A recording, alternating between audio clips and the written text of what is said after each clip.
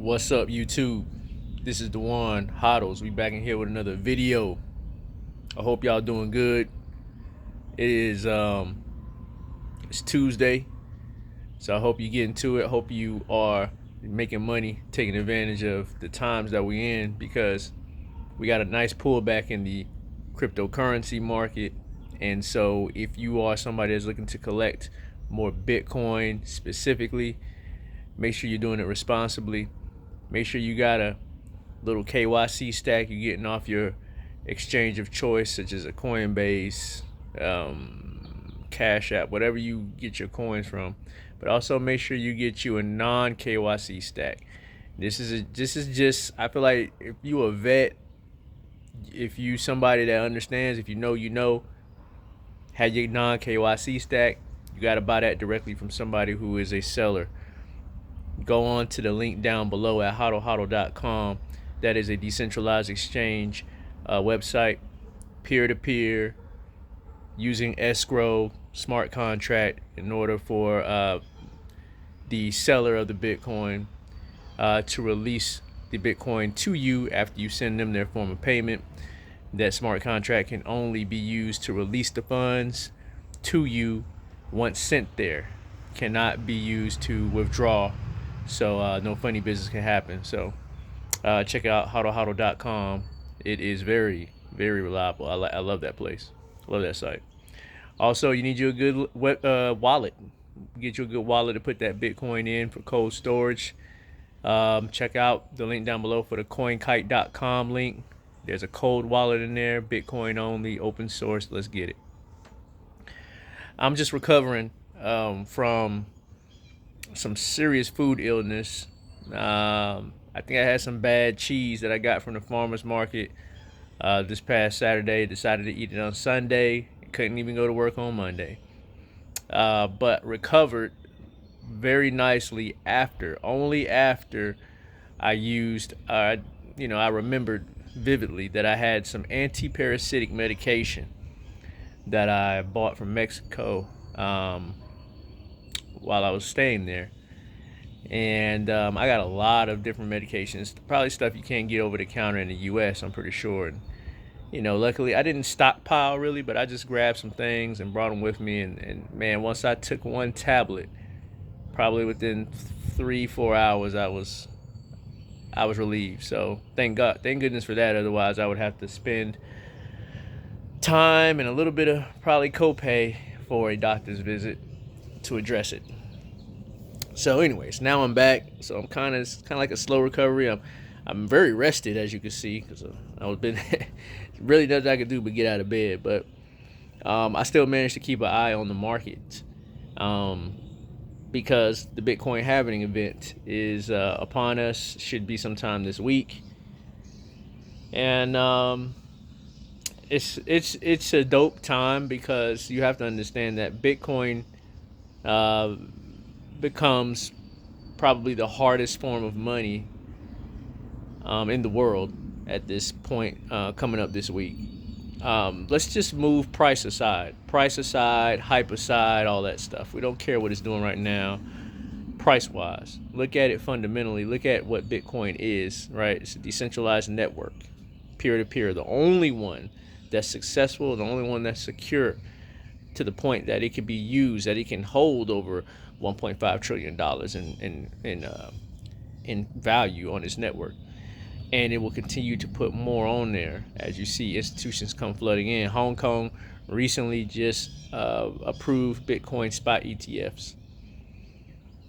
So you got to think about that market of investors that opens up from Hong Kong. People in China love real estate, right? And this is my experience. I think real estate is something that they are very passionate about, right? It's something they take very seriously when it comes to their financial freedom. And if the idea holds true that's being held in the US about it, these institutions that are issuing these ETFs, then they see Bitcoin as a property, as a store of value. And so at some point, I really believe that Bitcoin will start to eat away and become start at some point kind of demonetize. And when I say demonetize, in a very gradual way, but then suddenly at some point, but in a gradual way, it'll start to demonetize real estate, the asset valuation of real estate.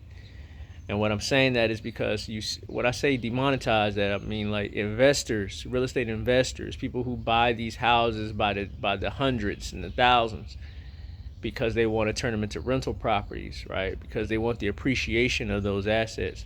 They will start looking at Bitcoin because it's harder, it's more scarce, and therefore it becomes a better financial instrument or asset than real estate. By the halving, it's already beginning to demonetize gold. I don't care how well gold has performed in the last couple weeks. Gold is just now trying to catch up to the gains that Bitcoin has already done in the past, I want to say, 4 months. Black coffee. So with the halving event, you understand that the amount of Bitcoin or property that's native to the Bitcoin network is it's going to be the same. It's not going to be cut in half. But the amount that's issued into circulation every roughly 10 minutes will be cut in half. This is deflationary because the demand remains the same. And really, the demand is increasing, as we see with the Hong Kong ETF. So you got to take that into consideration. A new market is opening up. The U.S. Bitcoin ETFs are just getting started. I mean, they're only like 2 months old or so. Hong Kong just now got into the game. You see, well, I don't know, but you'll see other big, wealthy people or whoever, entities, sovereigns probably, buying Bitcoin by the hundreds a day. So if the demand is increasing and the supply that's being issued or being dumped onto the market by miners is being cut in half, then you would have to say that the price will probably get ready to go ballistic at some point. And that's not to include more demand that I am almost certain that's on the sideline waiting probably for it to cross over the, who knows, 80K, 90K, 100K barrier. And then that's when you'll get retail to FOMO in. I say retail has already jumped into the ETFs, but we're talking about, the other guys who don't really know about Bitcoin. I asked one of my clients at work last week, what are their thoughts on Bitcoin? They said, yeah, I mean, they think it's great. She's, she comes from means, she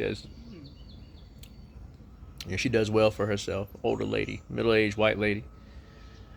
She said from her understanding, it's Bitcoin, then gold, then silver, then everything else underneath it. She is pretty much right. But she clings to gold because she believes that she missed out on Bitcoin. And this is a travesty.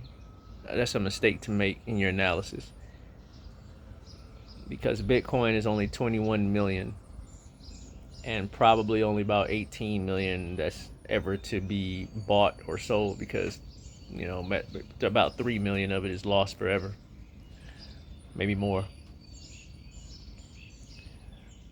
So when she discovers about 5-6 months from now Bitcoin is probably well over $200,000, that she didn't miss out after all, then that's how it goes.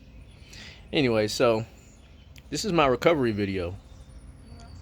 I'm feeling good. Slow recovery, man. But take care of yourselves, man. Watch what you put in your mouth. It's very important.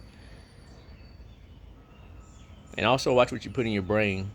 Both of them is food for the soul. Food for the soul, food for the mind. All right, let me get out of here in 10. I'll talk to y'all later.